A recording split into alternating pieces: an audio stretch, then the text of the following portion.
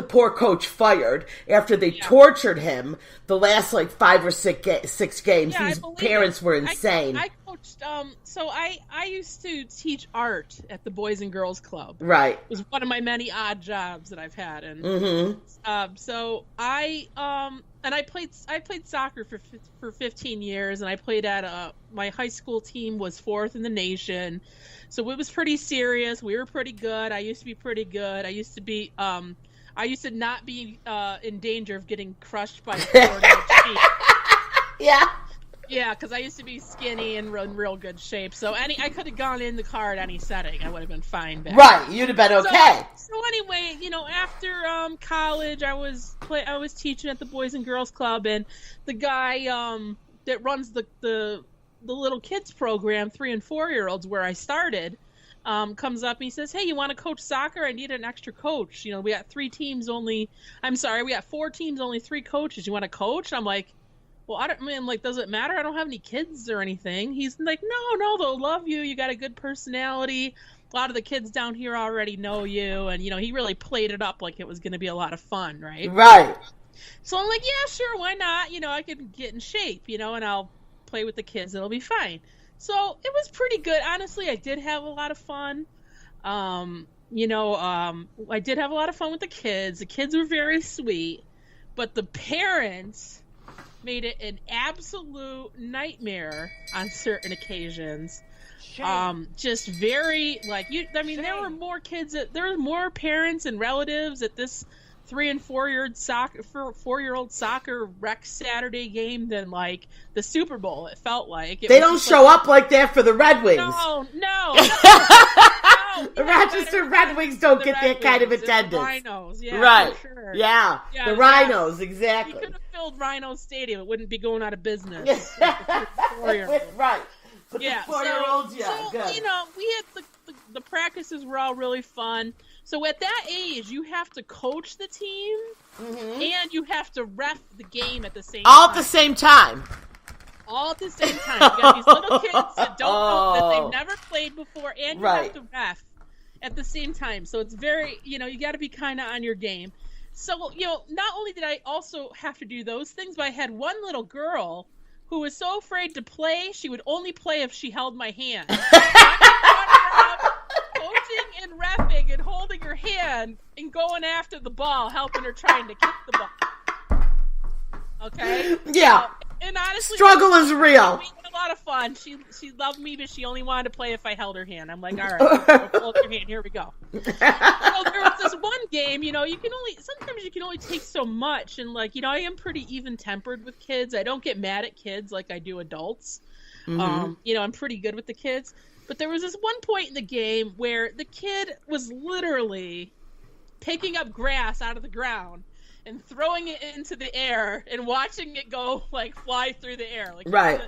He wasn't playing. He wasn't playing the game at all. Right. And so they went right by him and they scored a goal. And it's no big deal that they score. Nobody cares about the score. Nobody cares. Nobody cares. But I go, hey, no.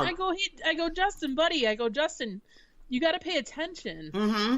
And his father overheard me. All I said was, hey, buddy, you got to pay attention. You got to be careful. Mm-hmm. His father stormed onto the field, stopped the game. Said, what are you yelling at my kid? Are you kidding? He pays attention. He's 3 or 4. He knows how to pay attention. Literally screaming at me in front of this stadium full of people. At least it feels like it at that point.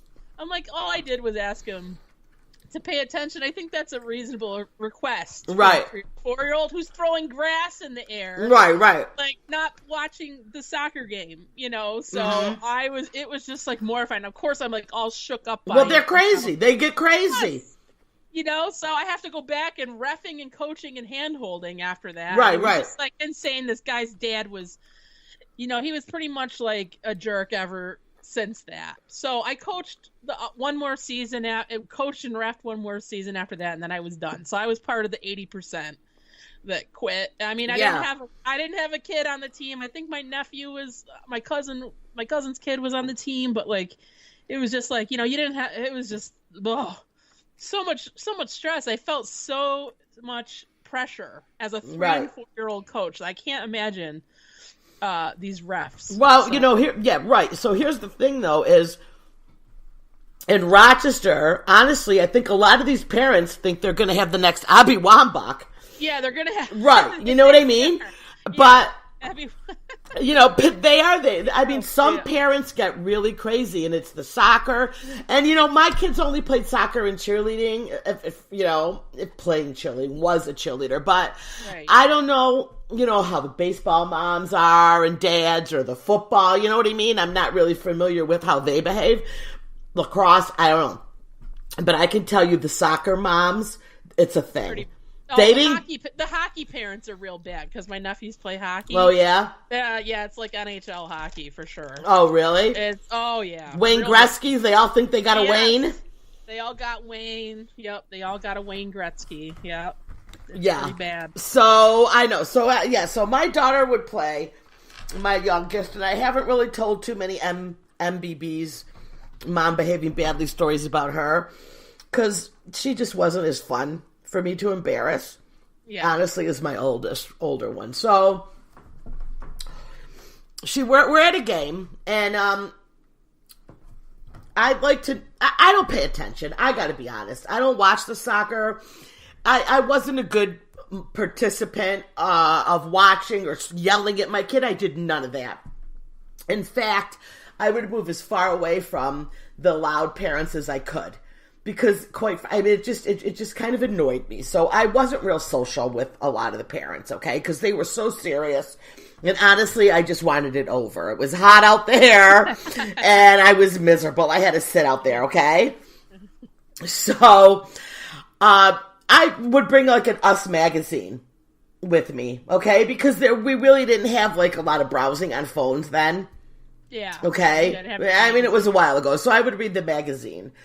My Us magazine. So I'd be sitting in my chair, flipping through, and I used to bring like this big umbrella just to like shade myself because it was horrible out there, okay? It's hot, yeah. Nobody should have had to sit out there through that. Well, she finishes the game, whatever. I honestly couldn't even tell you who won or lost. I'm like, come on, let's go.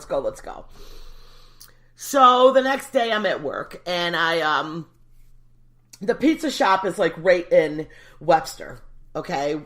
So a lot of the customers that would come in were, I would have a lot of the parents of the kids.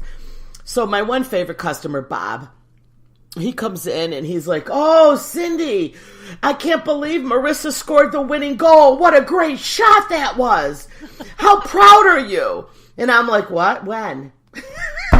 It was the game the night before, but I was too busy reading about, like, Madonna that I completely missed. Hey, well, Madonna was hot back then. Right. Okay? I mean, it was, I don't know, I was reading about somebody in the Us magazine, and I completely missed the fact that my kid scored. So now everybody at work is, like, laughing hysterical. They're like, "You did not know your kid scored the winning goal?" I'm like, "No, I didn't even know they won." Let me ring the bell for myself. That's pretty bad, Cindy. That's pretty bad. My mom didn't get involved with the politics of soccer, but she definitely watched the game. She did? Yeah, she watched it, but she definitely didn't get as involved as some of the parents did. Mm-hmm. So, yeah. Well, if anybody knows if, like, the other sports, if the parents are, a little excitable, let us know on our Facebook. Couple of instigators, send us a message. Where's our Canadian friend? Tell us about the hockey parents. I know. She knows all about it. I know. She can vouch for it.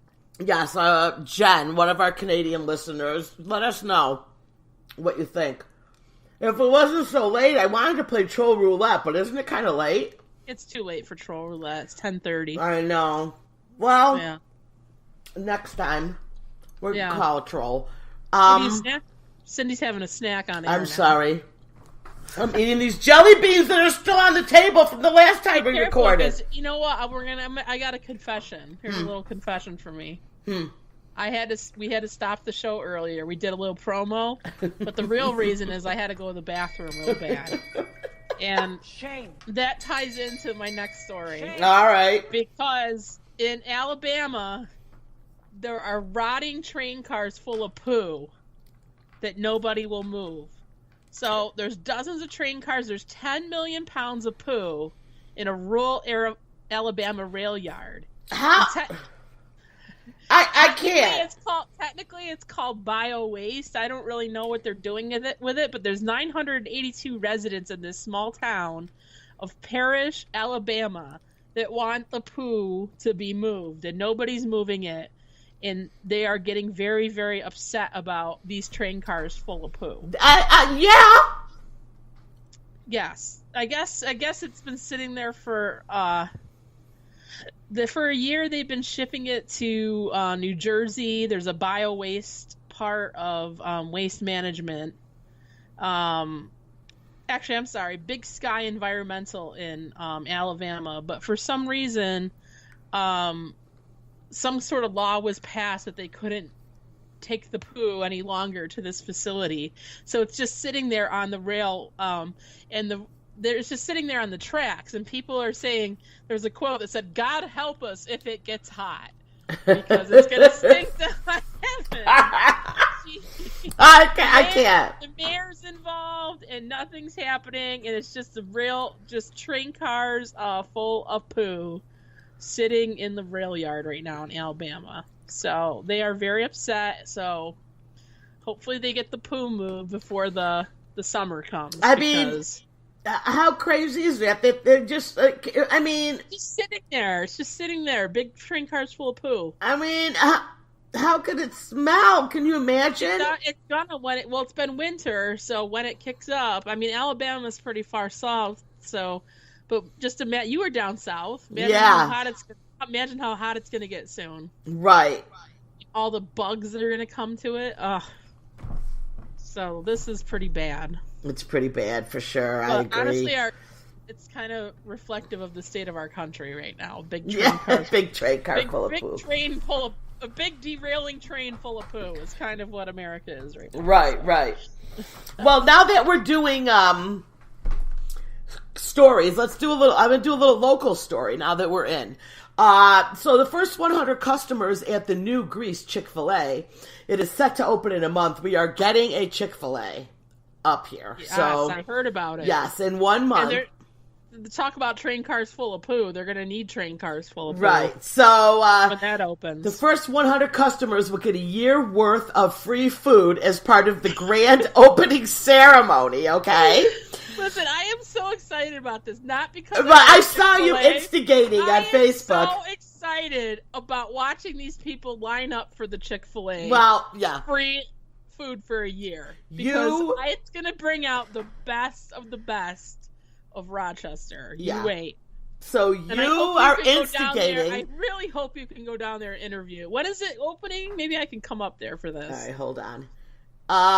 Justice says set to open this month, so we'll have to. This month, though, that's really wait. I'm sorry. Wednesday, April 11th at 6 a.m. They're allowed to start lining up. That's like really soon. It's Wednesday, isn't it? Oh my God, you got to go down there. No, it's next week. You got to go down there and take okay. You got to do something. Come on. Okay. Well, I'm telling you, everybody that commented on my post, you were like, will you go get in line and videotape? No, I don't want you to get in line. I just you wanted me to go right. Yeah, I want you to go interview people. You were trying to get the Shaken Up Rochester people to get down there. People, I want you to interview them like in a real interview. Take a mic with you and ask them why they deserve free Chick-fil-A for a year. Okay, I'll have to go down there and Facebook Live. Maybe they'll think you're from Chick-fil-A, and they're gonna think that their answer actually might help them get it. Okay, well, listen, it gets even worse. Just go an interview why they feel they deserve Chick-fil-A for a year. Right. And okay. I want to hear the answer. So they're going to let them line up the day before the opening. Okay? So they're all going to start lining up. But here's my thing. Okay? Chick-fil-A reps are going to begin registering the first 100 people. Okay? Right. And what you're going to get is 52 free meals a year, right? For the year, yeah. Right. And it's going to be a chicken sandwich, a medium waffle fry, and a medium drink is what you're allowed. Yeah. Okay, so you have to go, well, you can go every day, right? No, you can go once a week. I'm sorry, yes, once a week. Right. Yes, You I'm go sorry. Once a week to the Chick-fil-A's. Okay.